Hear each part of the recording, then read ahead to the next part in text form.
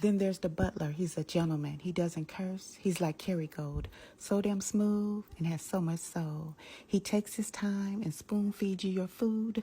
He brings you one plate at a time. And in between, with a calm voice, he says, "Is that fine with you? Tell me, is there anything else you need or I can do?" By that time, you're so blind you can't see. He just served your ass some coffee, and now you about to spill all the tea.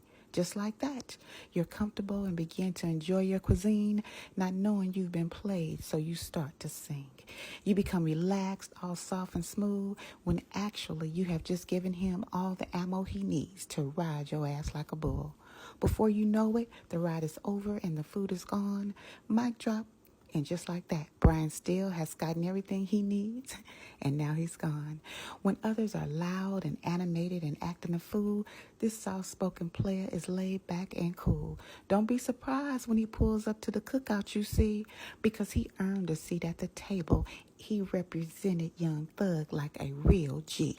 See, Brian Steele is a different breed. Don't let the smooth taste fool ya. This man is our OG. He's the same man who stood on business 10 toes down. He took off the blazer and was willing to go to jail with Young Thug. He was not fooling around. So if you need someone to represent you, you see, this man is worth every bit of his fee. God bless you. The real YSL Butler.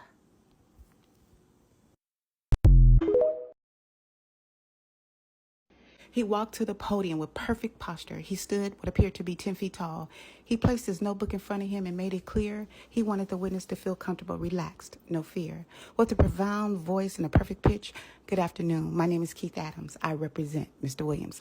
Without saying a word, it was quite clear. This is my department and I run this here. I am the professor. You may not have been told. Don't be making up no lies and start telling me what you do not know. What is quite clear, I can see right through you and you can't get past this here. Now that you understand the rules, class is in session and you're about to be schooled.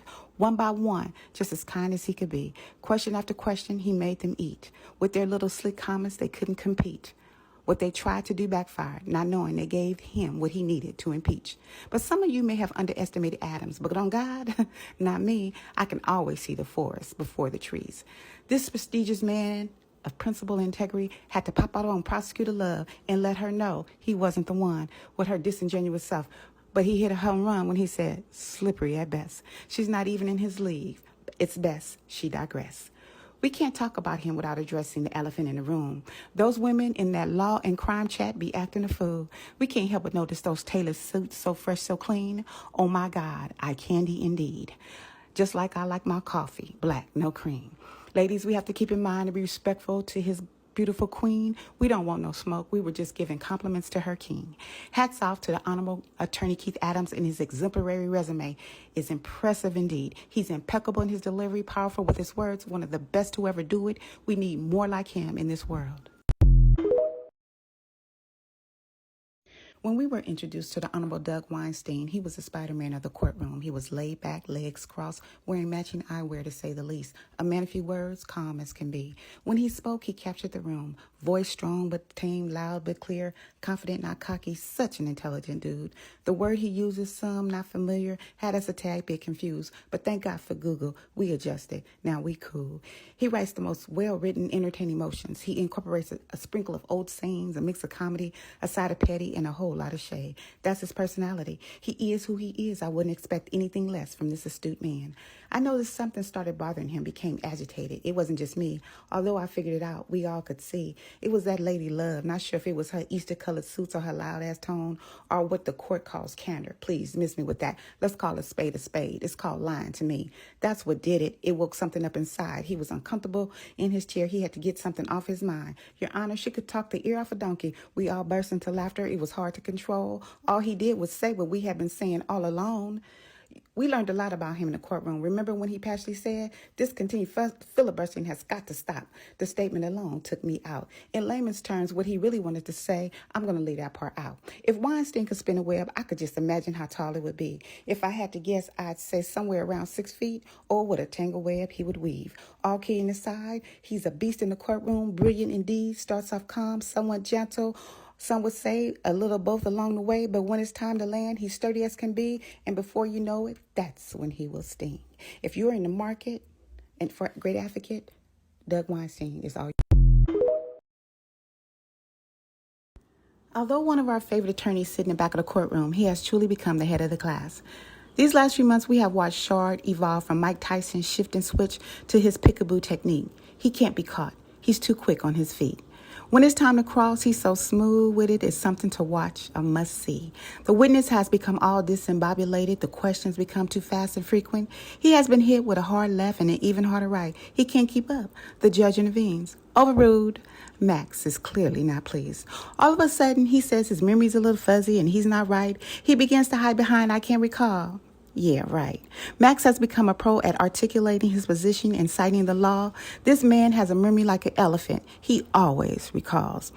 Max is like a force to be reckoned with, a zealous mind. He has mastered the art of moving by standing still, everything in due time. He's become a pro at getting what he needs. When he puts his hands in his pocket and walks back and forth, he's about to land his final uppercut.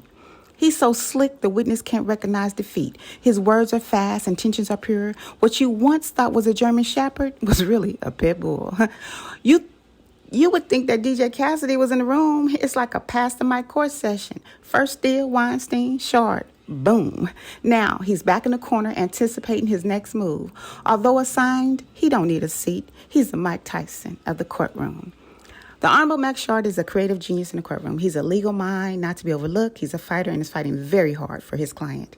Expect nothing but knockouts in his future. YSL The Boxer. Then there's the dynamic duo. I'm not talking Batman and Robin. I'm talking something much more eloquent, laid back, and cool. In the courtroom, they're a tag team. First up, Matthew Sr., the man who commands the room.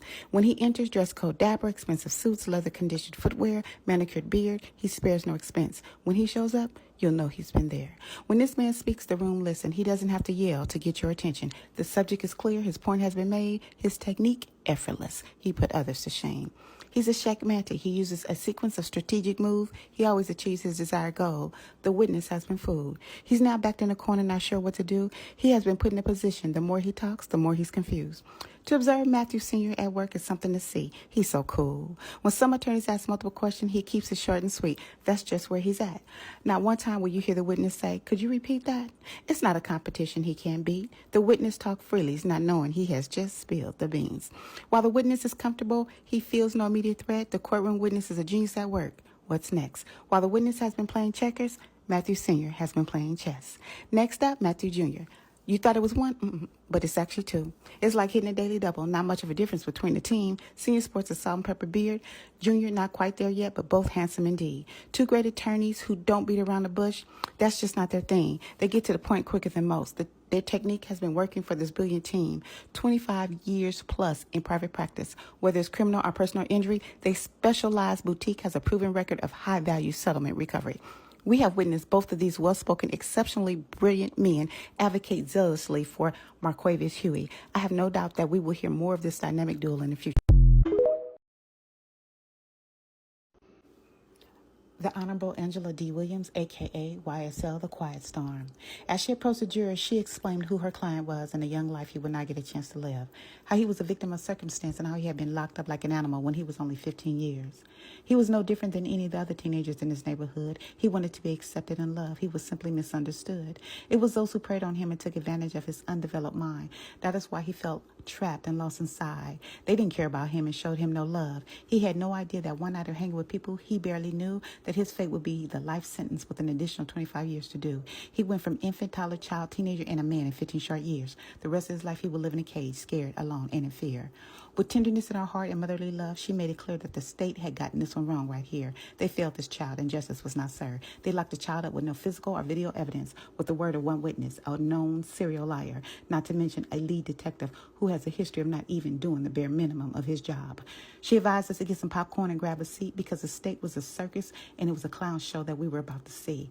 Almost a year into this trial, things started to take a turn. Internet trolls were telling her how to do her job. She became concerned. It took a few seconds for surrogate Big Brother Doug Weinstein to interject a few words from Big Bro, and he put some folks from TikTok in check. See, what you can't do is come for a black woman and tell her how to do her job. If she didn't summon you, why are you trying to come for her at all? The woman with the small voice packs a powerful punch. Her strategy was simple yet genius. If they don't mention your client, you don't say a word. The burden of proof is on the state. It's not her job to do theirs.